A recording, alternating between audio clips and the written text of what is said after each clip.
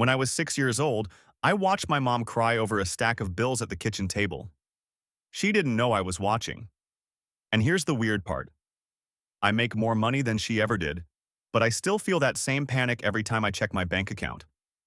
Turns out, that moment set something in motion that I'm still dealing with today. So here's what nobody tells you about money.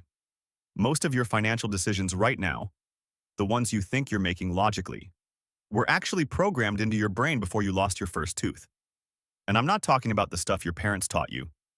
I'm talking about what you absorbed from watching them. There's actual research on this now. Real brain scans, real numbers. And honestly, when I first read it, I felt relieved. Because it explained why I've been fighting the same money battles for years even though I know better. In the next 15 minutes, I'm going to show you how childhood money memories are controlling your wallet right now, even if you don't remember them. We'll look at the data, we'll talk about what's actually happening in your brain, and I'll give you some ways to recognize these patterns so you're not just running on autopilot forever. Let's get into it. Okay, so there's this psychologist named Dr. Brad Klontz who studies money behavior. And he discovered something pretty wild. Most of us are living our lives based on what he calls money scripts. Think of it like this. When you were a kid, your brain was basically recording everything it saw about money. Your parents fighting about bills, the electricity getting shut off, or maybe never talking about money at all. Maybe your family had plenty of money but acted like they were always one paycheck from disaster. Your brain took all of that and wrote a script. And now, as an adult, you're just performing that script over and over. Here's what makes this scary. You don't even realize you're doing it. Klontz found 4 main scripts that people run. And at least one of these is probably running in your head right now. Script 1 is money avoidance. This is when you believe deep down that money is bad or that rich people are greedy. I know people who make good money, but they can't keep it. They'll get a bonus and immediately find a way to spend it or give it away. It's like they're allergic to having money. This usually comes from growing up in a household where money was seen as the root of all problems. Where having money meant you were selfish or you'd changed or you thought you were better than everyone else. Script 2 is money worship. This one's the opposite. It's believing that more money will solve all your problems. If you just made more, everything would be okay. Your relationships would be better. You'd be happier. You'd finally feel secure. Here's the thing, though. Klontz found that people with this script never feel like they have enough, even when they make good money, because the problem isn't the amount, it's the script. Script 3 is money status. This is when your self-worth is tied to your net worth. You overspend on things to show people you've made it. The car, the clothes, the apartment you can barely afford. And here's what's crazy.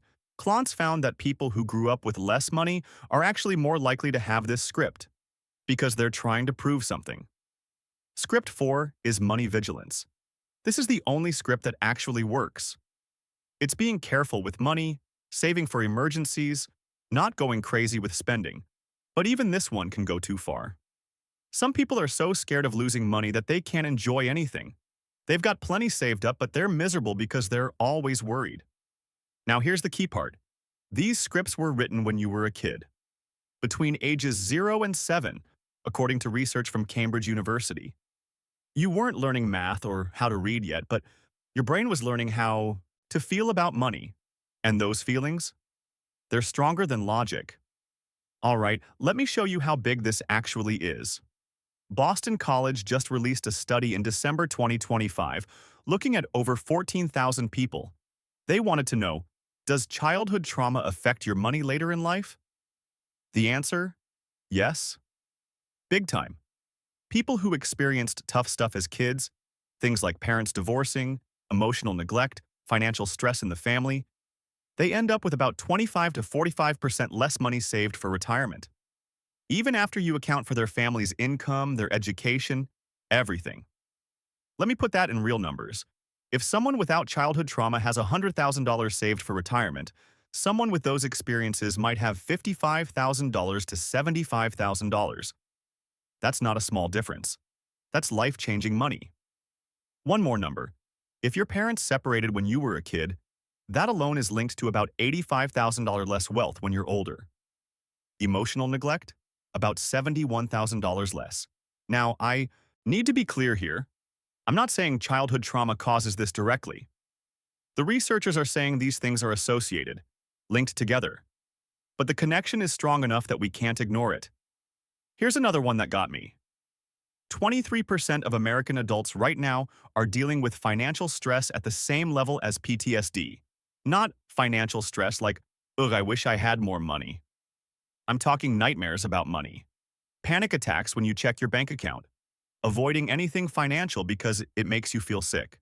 That's 56 million people. And for millennials, it's 36%. So if you feel like you're drowning even though logically you shouldn't be, you're not alone. And it's not because you're bad with money.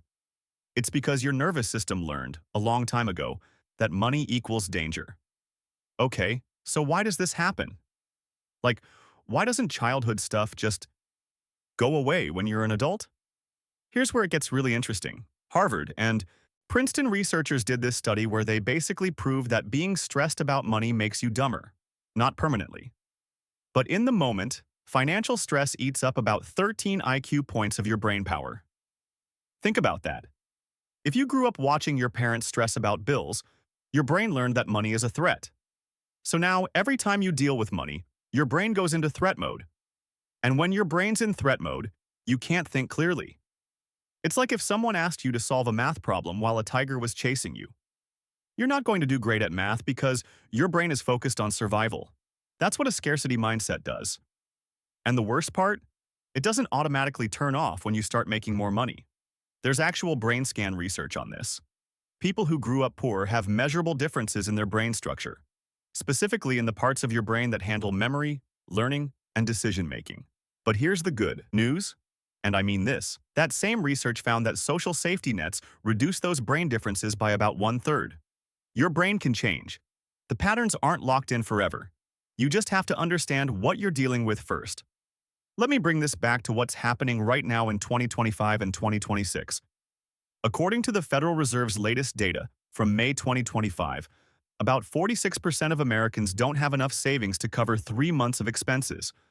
Almost half of us are one bad month away from serious trouble. Credit card debt just hit a record high, $1.23 trillion total. That's trillion with a T. The average person carrying a balance has about $7,900 on their cards. And wages? Yeah, they're going up a tiny bit, but barely faster than inflation. For most people, it feels like running on a treadmill that's slowly speeding up. Now let me show you where childhood comes in. Financial literacy scores just came out from FINRA in July 2025. They asked Americans 7 basic money questions. Only 27% of people got 5 or more right. But here's what matters. If you didn't grow up talking about money with your parents, you're way more likely to score low. And if you scored low on financial literacy, you're way more likely to be stressed about money as an adult. It's a cycle. Your parents didn't talk to you about money because maybe their parents didn't talk to them about money. So you never learned. And now you're figuring it out the hard way while dealing with the emotional patterns you picked up as a kid. Alright, so what do you actually do about this? First thing, you have to figure out what your money script is, because you can't change something you don't see. Here's a simple way to do it. Think about your first memory of money, not a story someone told you, your actual first memory of watching your parents deal with money. What was happening? How did they look? How did you feel? For me, it was my mom crying over bills. So my script is, money equals pain, and something bad is always about to happen. That's why I panic even when my bank account is fine. The script is still running. Once you know your script, you can start catching yourself. Like if your script is, money is evil, and you notice you're about to spend your whole paycheck the day you get it, you can pause and ask, is this me making a choice or is this the script? Second thing, you have to separate childhood stuff from adult reality. Yes, maybe your family struggled with money, but you are not your parents. Their situation is not your situation. What happened to them doesn't have to happen to you. I know that sounds obvious, but your nervous system doesn't know the difference. It's still running on the program it learned when you were 6. So you have to consciously remind yourself, I'm an adult now. I have information they didn't have. I have options they didn't have. This is different. Third, start small with new habits. Research shows that knowledge alone doesn't change behavior. You can read every personal finance book ever written and still make the same mistakes because the emotional script is stronger than the logical information. But what does work is practice. Little repetitions. Every time you do something different than the script says, you're creating a new pathway in your brain. If your script says, spend it before it disappears, try leaving $20 in your account for 1 week. That's it. Just prove to your nervous system that money can exist without vanishing. If your script says, never spend anything or you'll end up broke, try spending $10 on something fun without guilt.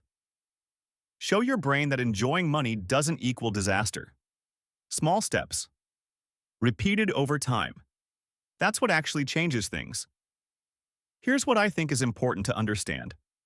This isn't about blaming your parents or your childhood. Your parents were probably doing the best they could with what they had, and they were running scripts that their parents gave them.